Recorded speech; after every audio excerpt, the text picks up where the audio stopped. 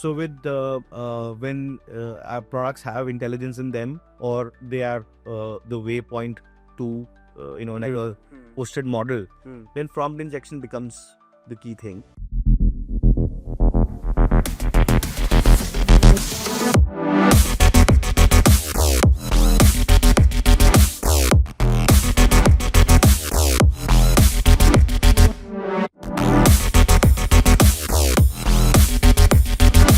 Hi, welcome to another episode of Clearcast. Today we have Aakash with us, who is the founder of Appsecco and Kloudle. Kloudle is a SaaS platform in the space of cloud security, and Appsecco provides security services, if I may say that. So it'll be very interesting. So I'm the founder, CEO of two companies now.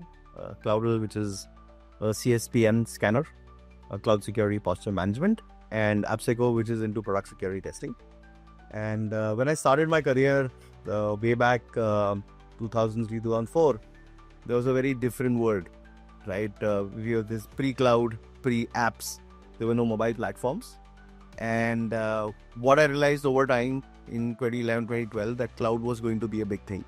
So the initial thesis was that most people will start building their applications on the cloud, because provisioning hardware was always a big challenge. right. That was the reason smaller companies and startups could not really compete against the bigger established players. So we started Appsecco first started thinking about it 2013, 2015 we started. I was already established in doing application security. I'd written one book on a tool called Obsolete, which is a very common pen tester tool for applications. And the idea was that instead of being a traditional security company where you have people who go to the company's office, run some scans, do network security, and come back, we will only be looking at sitting in one office, only looking at the applications that are hosted in the cloud. Right. That time, cloud meant AWS. Right. Of course. Azure is just kind of started thinking about this thing. Over time, we realized that most of our successful engagements for customers were where we were not finding just security issues in their products, in the app, but in the cloud configuration itself. Got it. Right? Something very basic. Yes, and it was very surprising for us at the beginning that hey, and unfortunately the impact is that while the application would have been coded well to secure specs, and business had like full trust in the application because they have to pass on that trust to their end users. Right. But because of these issues, it was all open. For example, we were able to find a UK-based app aggregators. Every ID check they had done for their customer, over 1 million records as part of an assessment, right? Another case, a fund house which used to cater to only ultra high net individuals in one of the European countries, their exact portfolio and how it had changed because of cloud issues. Right. So we're like, hey, we have to solve this somehow. Initially, we thought we'll do a training, we'll educate our customers, but CSPM, the cloud security posture management as a category, was emerging then. Okay. And I think around May 2020, we figured that a product is better because it's very difficult to scale otherwise. Right. Because in the case of services, I think you would have to, it's very in-person activity. Yes, humans are involved, and you can plan ahead and do a bunch of things. Here, you're able to say that hey, these things change really fast. Yeah. Right. It's so malleable. People will make mistakes. You don't really know what's really happening. Right. Unless you regularly look for the answers. Right. But you say 2020 you started Kloudle. Yeah. And I think that is the same time when COVID struck. Absolutely. So your customers primarily are from outside. I mean, from the US, India, or some other geographies. So we have a few Indian customers, but everyone buys it on the website. Yeah. I have a lot of Latin American customers. Okay. Right. Oh, interesting. So one small pivot that we did, and the choice we made was that rather than trying to be like a sales-led org for Kloudle, we would be purely product-led. Got it. So which meant that anyone could just go to the website, sign up, run a scan, pay for the report, and get the report. So while a lot of the cloud security vendors cater to American mid-market and enterprise segments, which is very tough to get into and very expensive in terms of GTM and customer acquisition, a lot of customers from Eastern Europe, Western Europe, Latin America, Nice. who wanted that knowledge, who wanted their cloud to be scanned, started buying us. And I would assume there would not be a language barrier for them to use, right? If they're using any of the AWS, they are using, they are familiar with English to the point where they can use the product. Right. So you saw some ramp up with the PLG momentum at that time. I think we would not have managed to get the kind of customers we got without PLG. Okay. Right? Like a big four out of Brazil, they are a customer, they use it for their customers. But if I try to get an appointment with them in India or US, not going to be What's hard. So what was your ticket size when you were pricing it PLG for them? Were you kind of creating buckets of your services in terms of what the scanning could entail? So we keep it very simple and transparent. When we first started before the PLG, we were like per cloud, 30,000 assets at certain price point. It didn't really convert. Right. Then we kind of did a smaller thing where we like, okay, up to 5,000 assets per cloud account, $300 per annum. If you otherwise have to pay, you're paying $360. Right. You just pay upfront and get a bit of a discount. But we saw a lot of massive churn with that per cloud account pricing. Okay. What we saw was a few customers would onboard their cloud account, run the scans, deport the account, and another one, run the scans. So that eventually told us that what people want are like the ability to scan. Yes. Scan is the value rather than the cloud account. Rather than the accounts. So we then kind of completely moved to a $30 per scan this thing. Okay. Or up to 5,000 assets, because beyond that is a little more expensive. Got it. So if someone wants an invoicing or they want to pay more or they want to scan more because they know their accounts are larger, then we do an annual ACV deal. Okay. Right. And typically that again is from that same pricing we figured out. Number of scans kind of thing, right? So tell me something. I mean, you are kind of scanning their accounts and finding configuration issues or maybe deployment issues. Tell me some of the interesting issues you have found. I mean, without naming the customers, of course, but when Kloudle starts scanning 5,000 assets. I'll tell you the most interesting thing and the one that nobody really understands well. We have a lot of SOC 2 vendors in the space, right? They also offer a version of the scan. Okay. Typically, they ride on the native service of the film provider. Those services, for example, in AWS, S3 buckets can be misconfigured for access by outsiders in 8 different ways. Okay. Right? Kloudle finds that majority of the scanners or whatever only find 2 or 3 options. Okay. Right? So, and the most unique one is that I think most people just don't really ever understand because cloud seems very abstract. Right? In the end, it's a server or some endpoint somewhere. Right? The most interesting one is that there is a set of users which are AWS users. Right. Right? I have an AWS account, you have an AWS account. Absolutely. Ideally, I should not be able to connect to your AWS and do anything. Right? But in their AWS IAM permissions, there is one configuration which allows me to allow access to other AWS users. Oh my God. Right? And then because S3 is nothing but like a type of a storage. Yeah. But it's a object storage. Right? It's actually a logical construct. It's not a physical disk construct.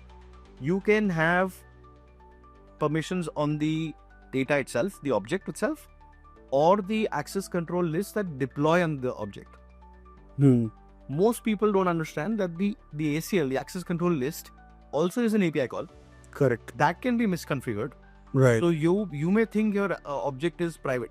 Yeah, but through the But ACL. ACL allows manipulation by outside AWS users. Right.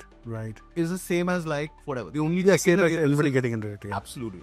Right? So we've seen that so many times. We have seen that people don't realize that a lot of the other big data services like SQS and stuff, those values of even if it's private, right? It's not really private. You can make it private if you're using the API, but the web console may not give you that option. Right. So it's just a combination of your account number, the 12-digit number, and some unique name that you figured out. Right. And we know developers tend to be very, very standardized in their thinking. Right? Yeah. So if you made a set of like 10,000 words, Right. against an account, public account, you can potentially like even enumerate that. Correct. And then they can have OTPs, they can have any kind of async messages. So these are the kind of issues we find. Yeah, and now since everything is deployed on the cloud, maybe for a SMB, Yeah. entire thing is at risk completely. Yeah. And you mentioned SOC 2 vendors are also providing similar kind of services because of their compliance requirements, right? Yeah. So when you pitch to customers, do you face enough competition from them, or it's Absolutely. Someone who has like a SOC 2 vendor, they're like, hey, we are already using that. right? We don't need anything else. Ah. So we're not a good fit for them anyways, because our focus always has been on the fix, right? On the scan and the steps to problem. fix Yeah. of the issues found. So you don't generate a compliance report as such. If they ask you to, We can. you I mean, can. The report, all issues are always mapped to compliance things. Got it. But typically, we are not used when someone wants to demonstrate compliance.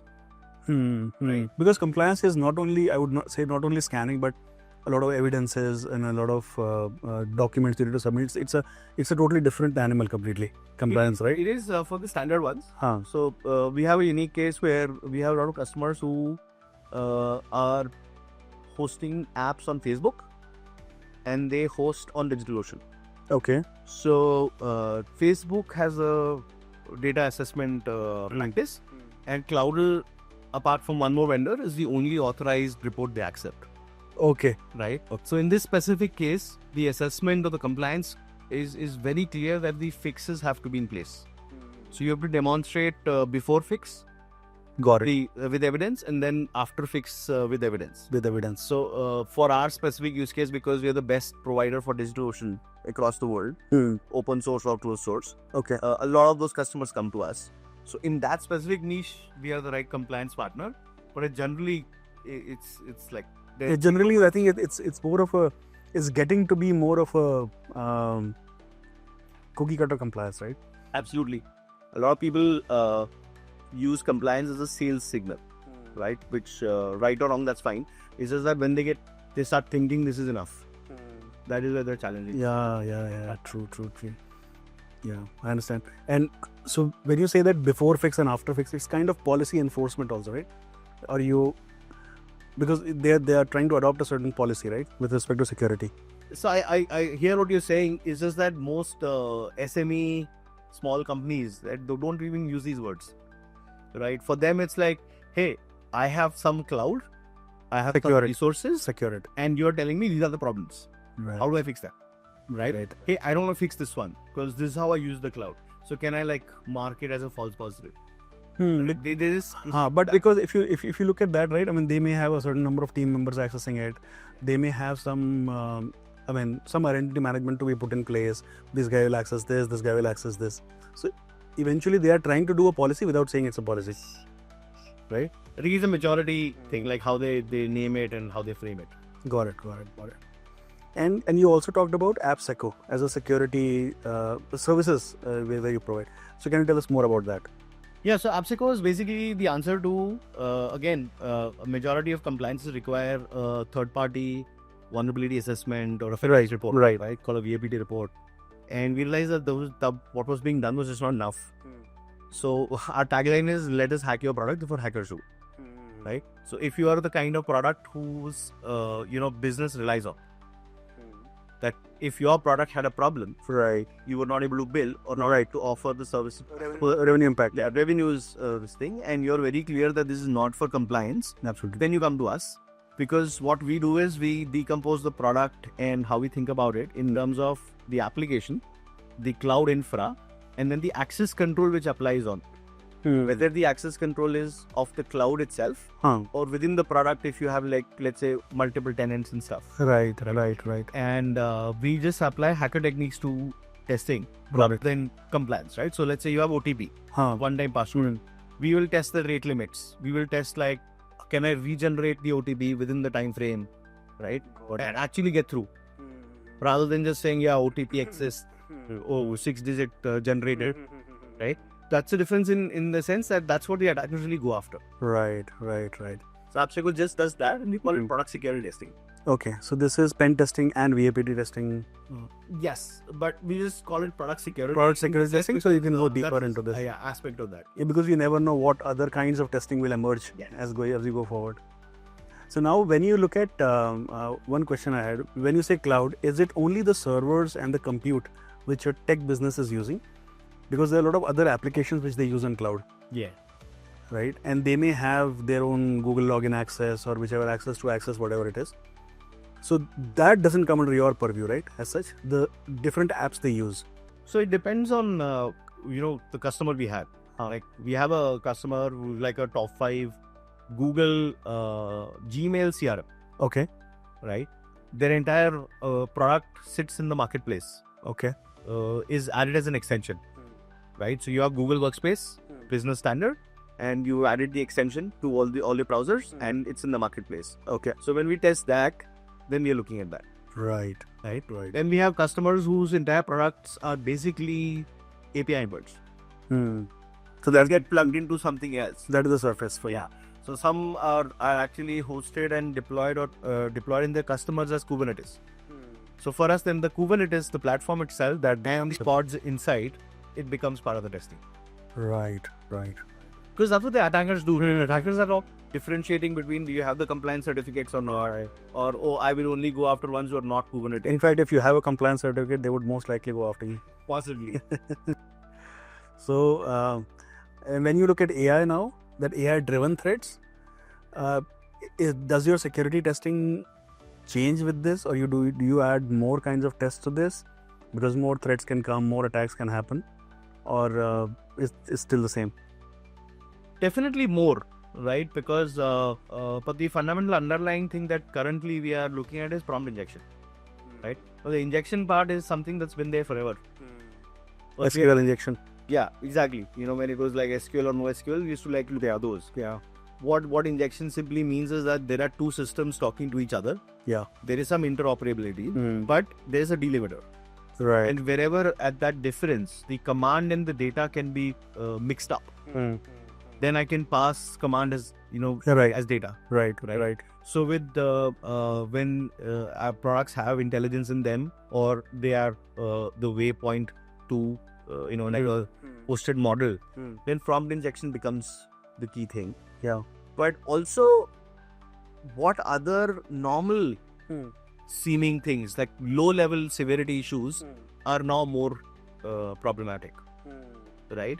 So that is where our innovation and stuff is happening.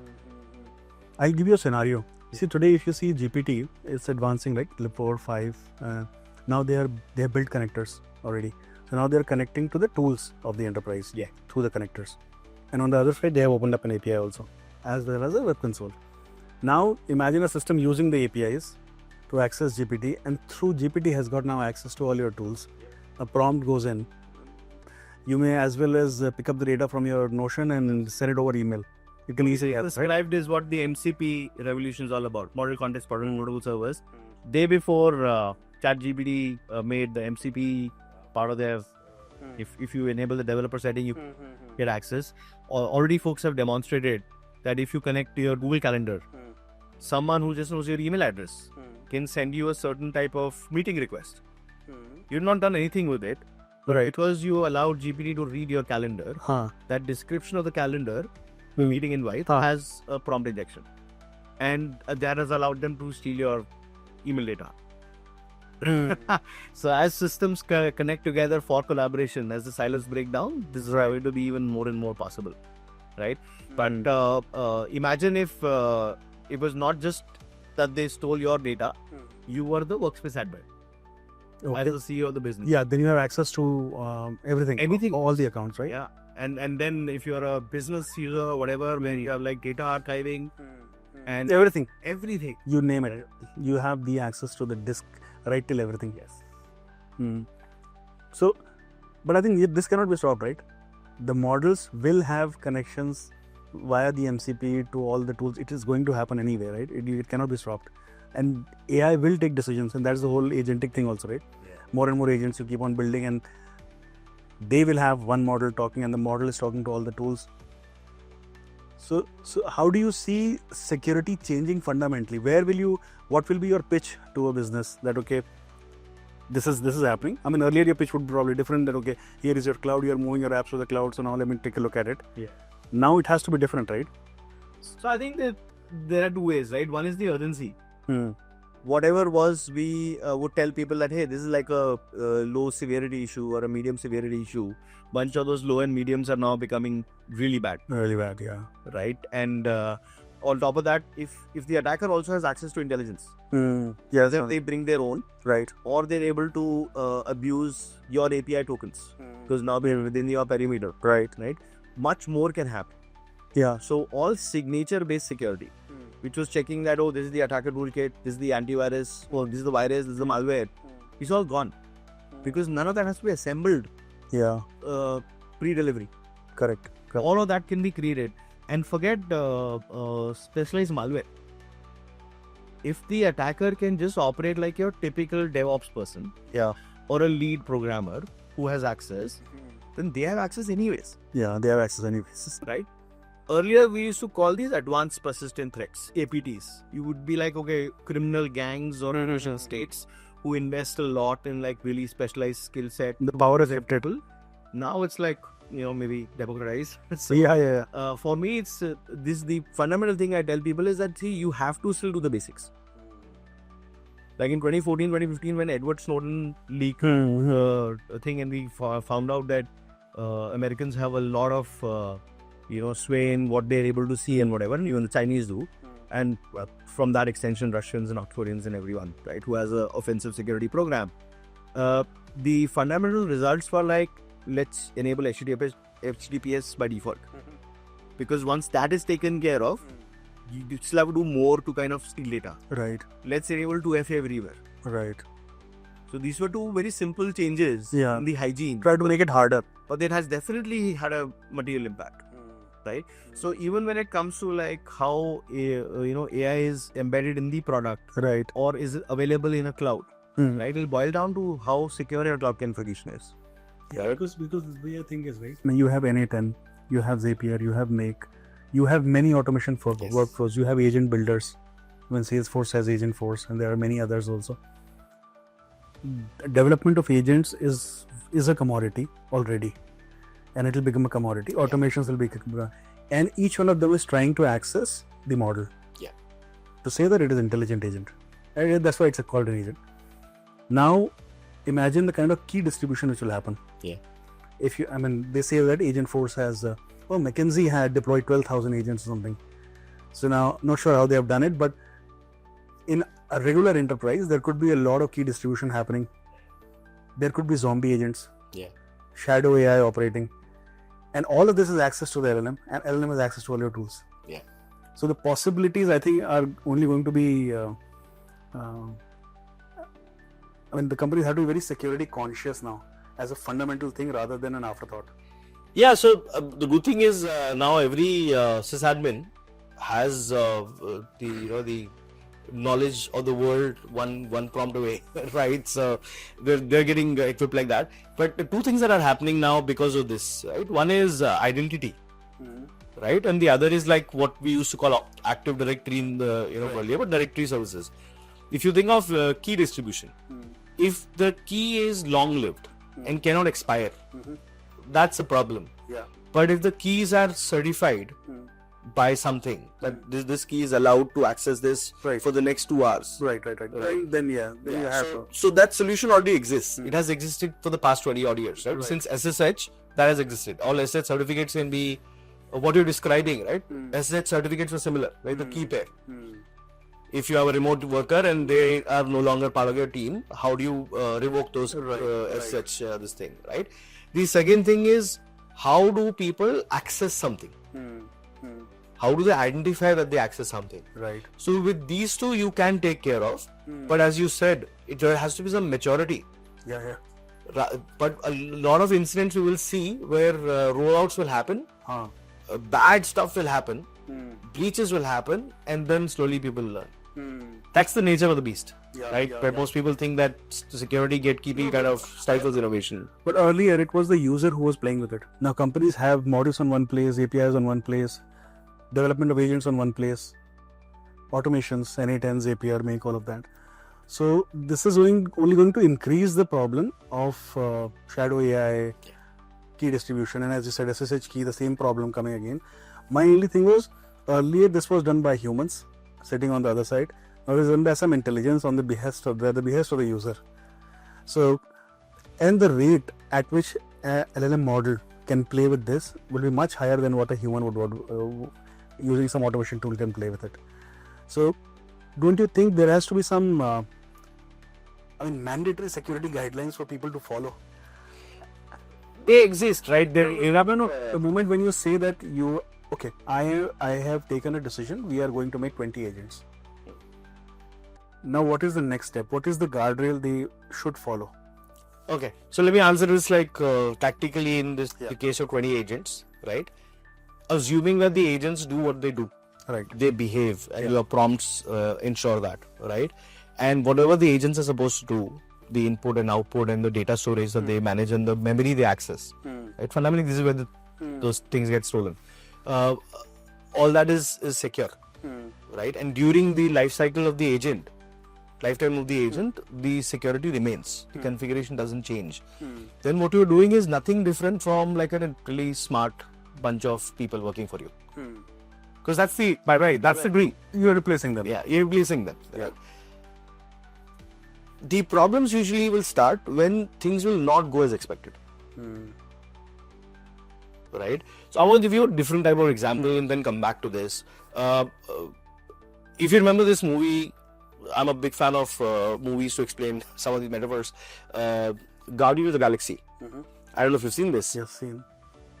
The fundamental plot moves along when they are all in this interstellar, some jail in some asteroid or whatever that orbital body is, and they get access to a control room.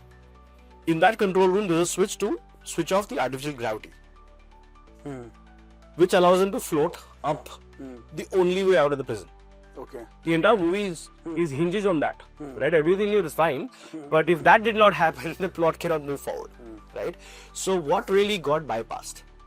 The physical control existed, right? They expected that control room will not get overwhelmed by prisoners, Right. So whether you have those are like aliens with different capabilities, right. So the prison could not really imagine that someone like Groot can grow tall or whatever that thing can do, right? But so far it had operated well. If somehow they had been able to respond to the incident, then it would have worked. Right. But the combination of them getting access to the control room, the combination of them being able to stop the response, right, and then floating away, allowed for the escape, right? So this incident response is now it's a brand new world. For that, right? I'll give you another example where incident response fails and something happens. Ocean's 11, right? The the defenders who are monitoring the vault may place a call to the police. They do a hardline call, not a cell phone call. The call is intercepted, and the fake police turns up. The actual Ocean's 11 team, right? And the reason the call was placed was because the feed had been hijacked, the video feed. Right. So the real world was not getting stolen, the theft was not happening, they had shown like a replica. You see these two things?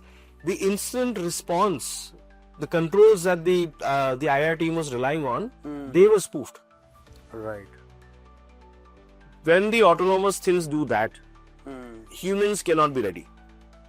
It's not going to happen, right? But let's say, what are the tools at our disposal? Fundamentally, how do you ensure trust today? Today, if you say, I want to open a new bank account in India, what you are fundamentally saying is, first I'll go to a website or an app, right? If you're going to the website, then you're trusting your browser and the OS, right, the platform. Right. When I put in whatever bank.com, the right website will show up, right, which has a certificate, and the browser knows how to verify it. Correct. I don't have the tech capability to figure that out, right? That's one. That's step one. Step two is, let's say you say, I'll do it on my mobile. Then you're relying on the Play Store or the App Store. Right. The two platforms that we have today. Yeah. Then you're relying on the platform ID process and whatever, that the right app and not the spoofed app exists. Yes.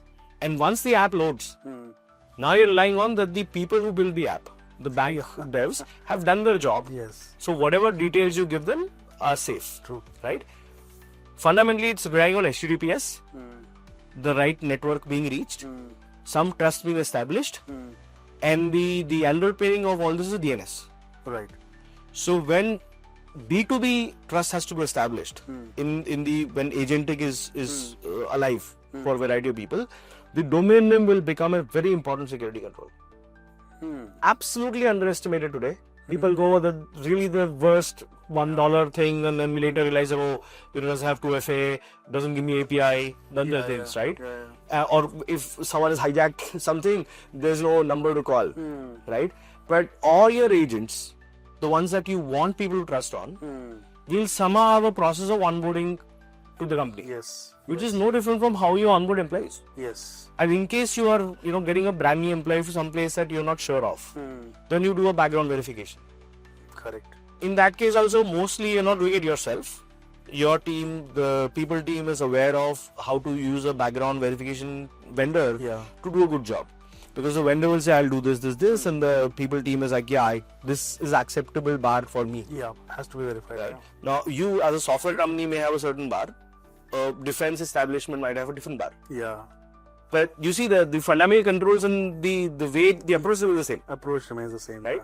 And the reason being is, as long as we have an IPv4 and IPv6 internet, for agents to go rogue, right, to become like a Skynet or something, there has to be some capability. Yeah. And if they're in the digital world, these are our controls. Correct. You could have the nation state attacking you, but if your network is secure, you don't allow untoward things to come in. This thing. Yeah, it's all about, as you said, background verify the agent. Yeah. Now, or the set of agents you're onboarding. Now, once they come in and you've done your onboarding checks, post that, I think, do regular audits and let us. It has to be called something, right? Like everyone has a unique email or name, right? Email is, and then bunch of things are records are related to that. Your agents will have that, and if you revoke that subdomain, right? The agent can't do anything as long as your verification at every step, the zero trust is in place. Ki, hey, is the agent allowed to do this or not? Now, is there a problem that the time between each verification, maybe it's like 15 minutes? Yeah, how frequently you audit? That is a audit that you anyways have. Yeah, you have an ACL for the agents that these are the agents only who can access this and stuff. Then you'll have a police agent. Then you'll have a garbage collection agent. But still, then putting all of this in place, still you think the problem will happen? Absolutely. It will still happen? Yeah. See, if there is verification, there is spoofing. Yeah. So there could be an agent masqueraded as a genuine agent coming in, passing all the checks. Absolutely. And one of the audited bombs and it just goes in. I'm not even worried about that. I'm actually worried about where the controls will be put in the wrong place. You and I actually are in Bangalore. We are in a ecosystem which is very in tune with SF, Bay Area. Right. So we are all gung-ho about AI agents and code gen with AI. Right. Vast majority of the world is not there yet. Yeah. They're just not there yet. It may seem very weird for you, but if you travel to any of these places, like big economic centers, you'll be like, not everyone is doing that, right? We know the value and the 10x and the 100x capability that these have, right? But fundamentally, code has no value if it can be regenerated so easily. Yeah. But only people who are writing code with code gen realize that. True. So people will think intellectual property, the crown jewels are the code. Yeah. Which is no longer. Code has no longer any value. The user data, the trained models for which you spend money, and whatever synthetic data is generated or real world data is generated, that has value. Yeah. But what if people put more things in GitHub and in this CI/CD pipelines to safeguard code while the secrets are being taken away? Yeah. Right. We saw that with the SalesLoft recently. SalesLoft had an acquisition called Drift. SalesLoft's entire business, they do a bunch of things. I'm not even from the industry, but their entire thing was about being able to play well with Salesforce. Okay. Right. Whatever has happened, for almost a week, SalesLoft customers could not use SalesLoft for Salesforce. Because Salesforce had to ban everything that Salesloft had integration in the ecosystem. Oh my God. Why did that happen? right? Because Salesloft was not able to say that, hey, we have isolated the problem. Yeah. We have not only isolated, we have contained, and now we know what the source is. Right? Eventually, they said that, oh, our GitHub had been compromised, Okay.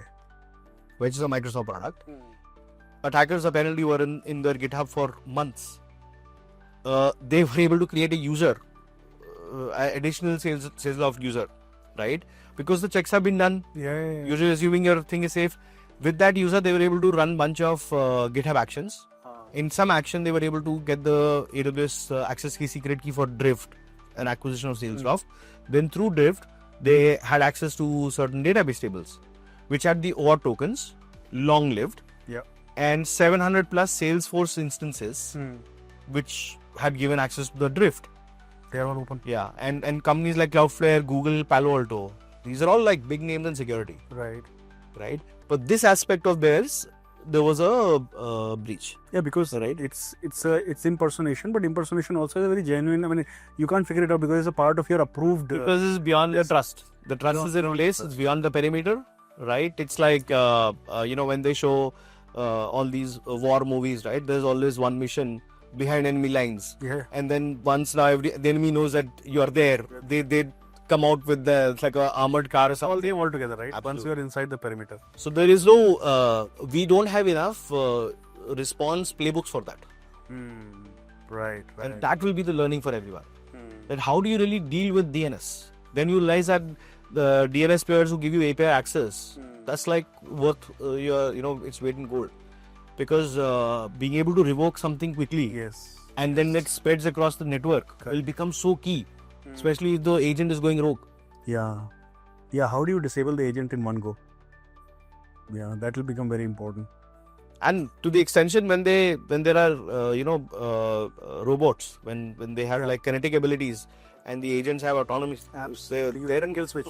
oh, You need a kill switch. kill switch or variety of ways to be able to disable it. Whether that disabling is complete Yeah. or like some capabilities, Partial. right? Like can you stop its network scanning capability so Yeah. that it can't really do something else? It is where it is, right? There'll be a bunch of interesting stuff that will happen. Yeah, because I saw the Humanoid APIs have opened up. Yeah. So now the connections are also going to happen. Skynet is not very far away. It doesn't look like it appears that because the way it is heading, right? The way it is heading and the way connections are being made, the way intelligence is kind of evolving very fast. The road to AGI, not sure when it will come, but the road to AGI appears imminent. It will happen. Now it will happen on the other side. The push for productivity is also there. Code gen is also available. Design gen is also available. Yeah. So generative is doing its own stuff.